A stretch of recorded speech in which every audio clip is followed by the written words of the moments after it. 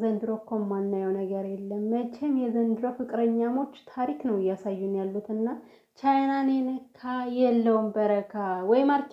እኔ እኮ ማርክዬ ከቻይና ወደ ኢትዮጵያ ስትገባ በሰላም ነው ወይ የገባው? ጉዷንም ምኗንም አበላችሁ ወይ ወንድሜ ብዬ የጠየቁት ለዚህ እኮ ነው።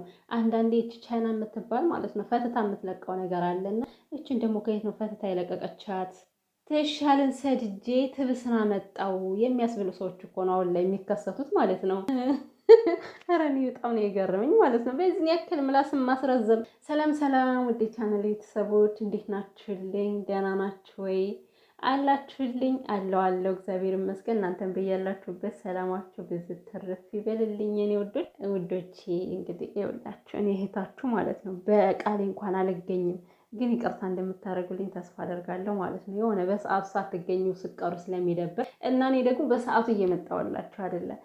ትረዱኛላችሁ። የመዳም ቅመሞች ከሆናችሁ ያው ትረዱኛላችሁ፣ የኔ ቅመም እህቶች ማለት ነው። እና የሚገርማችሁ ዛሬ ልመጣ አልነበረም። እንደውም የምር ኮሜንታችሁን ሳይ ነው በቃ ለመስራት ሞራል የተነሳሳና እንዴ እህቶች እንደዚህ እያሉ አልቀርም ብዬ ነው። አልተመቸኝም ነበር። ይገርማችኋል። እንግዲህ ያው ግማሻችሁም ተኝታችሁ ይሆናል፣ ግማሻችሁም ትኖራላችሁ። ብቻ ግን መጥቻለሁ ማለት ነው። እና ያው ቪዲዮን ላይክ እያደረጋችሁ ሀሳብ አስተያየት ካላችሁም በደንብ አድርጋችሁ ስጡ። ችግር የለም። ኮሜንታችሁን በደንብ ነው ማነብና መድረኩን ቤቱም የእናንተ እስከሆነ ድረስ እንደፈለጋችሁ መጻፍ ይቻላል። እንዴት ነው የዛሬ ስሜታችሁ? ቪዲዮን ስትመለከቱት ምንድን ነው የነበረው ስሜታችሁና? ያው እኔ እንግዲህ በሰዓቱ እውነት ለመናገር የሆነ ላይክ እየተናደድኩ ነበረ። ከምሬን ነው እኔ ማለት ነው። ቤተሰብ አንድ መጀመሪያ ቪዲዮ እያየው እያለ ምናምን ወደው ቪዲዮ እንዳለቀ ብሰራ ኖሮ ቪዲዮ ማለት ነው ይሄ ስሜት አይደለም የሚሆነው። አሁን እኮ በቃ ተረጋግቼ ነገሮችን አስቤ ምናምን ነው።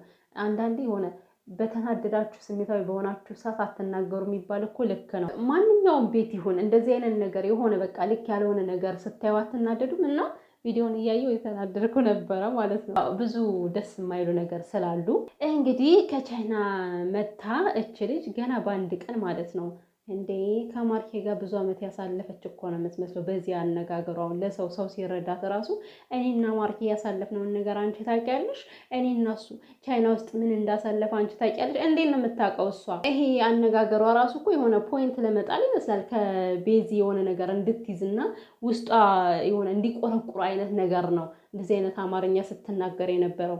ለማንኛውም ማለት ነው እሺ እንግዲህ ስራ ይሁን እኛ እንደጠበቅነው ነው የሆነው። እቺ ልጅ ነገር እንደምታመጣ ከመጀመሪያውም ተረድተን ነበር እኮ። እኛ እኮ እንኳን የተደረገ አይደለም ያልተደረገ በጣም አልጠርጥረን የምናስብ ሰዎች ነን። እና እኔ ገርሞኛል እኮ ጭንቀታችን ሰሞኑ። እኔ ማርያምን ነው የምላችሁ የሆነ ቪዲዮ እያያችሁኝ ነው እየሰራሁ አይደለም፣ ነገር ግን የሆነ አላደን ዝም ብዬ ትዝ ሲሉኝ ምናምን ከልቤ አስገብቼ አስባቸዋለሁኝ ምን አይነት ነገር ይፈጠር ይሆን እያልኩ ማለት ነው። ግን ይሄው እንደፈራ ነው እንደዚህ ተፈጥሮ ነው የመጣው። ልጅቷ ነገር እንደምታመጣ ከመጀመሪያው ገና ከቻይና ኢትዮጵያ እግሯ ሲረግጥ አውቀናል፣ ተረድተናል። እና እንግዲህ ያው ስራ ነው በሚለው ከሄድን ቤተሰብ ስራ ነው ብለን ካሰብነው ይሄን ቪዲዮ ማለት ነው እንደኔ የተረዳሁት ልጅቷ በደንብ የተነገረች ነው የምትመስለው። በደንብ የምትናገረውን ነገር አጥንታ ከጀርባ አጥንታ የመጣች ነው የሚመስለው። እንደዚህ ሲሆን እንደዚህ ማለት አለብሽ፣ እንደዚህ ሲሆን እንደዚህ መመለስ አለብሽ ተብላ የመጣች ይመስላል። ለስራ ከሆነ አመጣጣቸው ስራ ጀምረው ከሆነ እውነት ማርኬች ልጅ ለድራማ ከሆነ ያመጣት አስጠንቶ እንዳመጣት ይገልጻል። የዛሬ ቪዲዮ ካነጋገሯ ጥሩ ነው። እንግዲህ ስራም ከሆነ ይስሩ፣ ችግር የለም። ዞሮ የፈለገ ቢጣሉ እነሱ ሊለያዩ አይችሉም። ያው ቻናላቸውንም ላይክ እያደረጋችሁላቸው ደግሞ ከምንም ነገር በላይ ማለት ነው ቪዲዮአቸውን ጨርሳችሁ ለማየት ሞክሩ።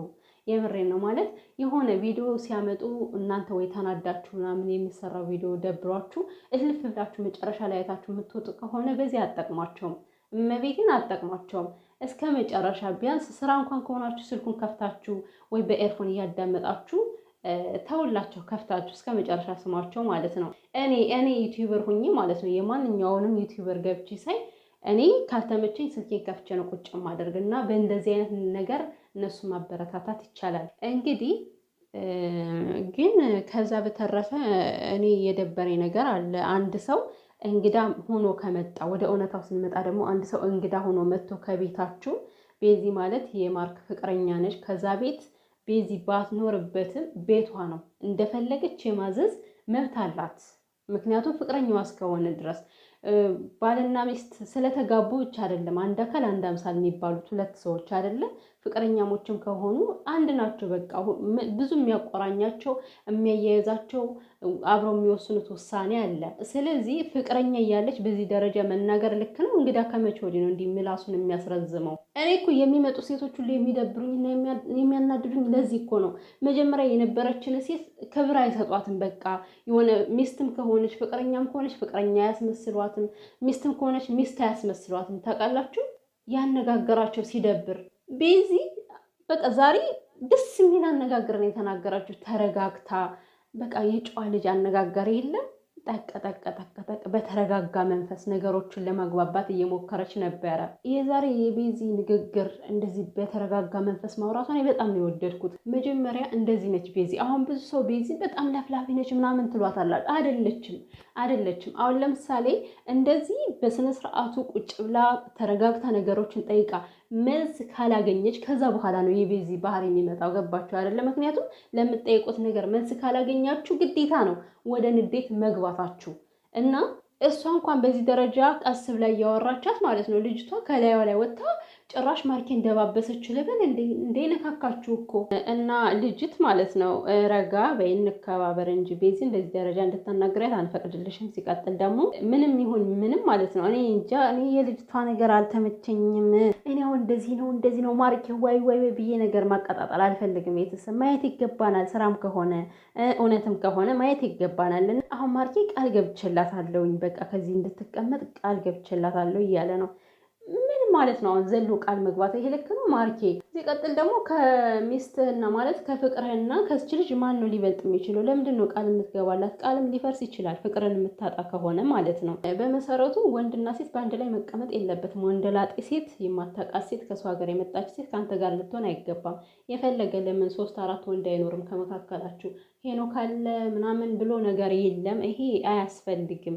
ፍቅረኛው የማያስደስታት ነገር ከሆነ ጣል ማድረግ እርግፍ ማድረግ ያንተ ግዴታ ነው ብዬ ነው የማስበው ማለት ነው። የማይመስል ነገር ለሚስት አትንገር። ሲጀመር ቆይ እንድንች ልጅ ዘመድ የሌላት ከቻይና አንስታ ማርኬን ብዬ ነው የመጣሁት ማለት ማርኬ እሺ፣ ከዛ ሀገር ብዙ ነገር አድርገሽለት ሊሆን ይችላል። እስር ቤት እንዳይገባ ብቻ ነገሮችን በዛም በዚህም ስለምታውቂው ሀገሩን ተቀለጣጥፈሽ የሆነ ነገር ረድተሽው ሊሆን ይችላል። ኢትዮጵያ መምጣትሽ ግን ለምን አስፈለገ? ዋይ እስከ ሪፖርት ካደረሽው እኮ አለቀ ነገሩ። እስከዛ ከተባበርሽው ማለት ነው። ኢትዮጵያ ድረስ መምጣቱ ፍቅረኛ እያለው ቤተሰብ እናያለን፣ አንፈርድም አንልም እኮ በጣም የሚያስፈርደን ነገር እየመጣ ነው። ሲቀጥል ደግሞ እኔ ማቃት ቤዚች አይደለችም። ወደ ራስሽ ተመለሽ ምናምን አንቺ ስነ ስርዓት ሲጀመር ከመጀመሪያው ቤዚ ምን አይነት ነበረች? አሁን ደግሞ ምን ሆነችብሽ እንዴ? መናገር ያለባትን ነገር እኮ ነው የተናገረችው። እንዴ እንደ ሰው በቃ ዝም ብሎ አናግሩኝ ይላል እኮ። ንቀቷ ምናምን እንዴት ነበር ስትገለማመጥ የነበረው? ለማንኛውም ቤተሰብ ብዙ ከመናገር እንቆጠብ እስኪ። ደገም የሚያደርጉት ቪዲዮን እና እናያለን ማነው ጥፋተኛ ማነው ልክ የሚለውን።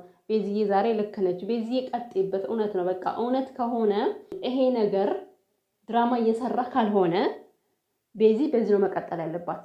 በቃ ማድረግ አለባት። ሲቀጥል ደግሞ ድራማም ቢሆን እንኳን ማለት ነው ቤዚ እንድታለቅስ አንፈልግም።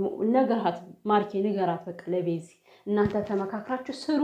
ቢያንስ የቤዚ እንባ ይቆማል እንዴ? እኔ ስታለቅስ ልቤ ነው የሚሰበረው።